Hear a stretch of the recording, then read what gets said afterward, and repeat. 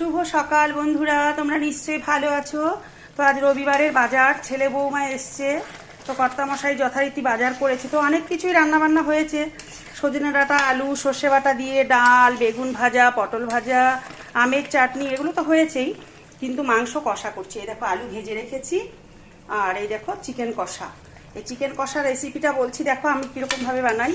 তেলের মধ্যে জিরে, তেজপাতা, শুকনো লঙ্কা সব ফোড়ন দিলাম, অনেকগুলো পেঁয়াজ দিলাম, মানে 5টা মতো বড় পেঁয়াজ, কেন মাংস চিকেন অনেকটাই আছে, 1.25 কেজি মতো।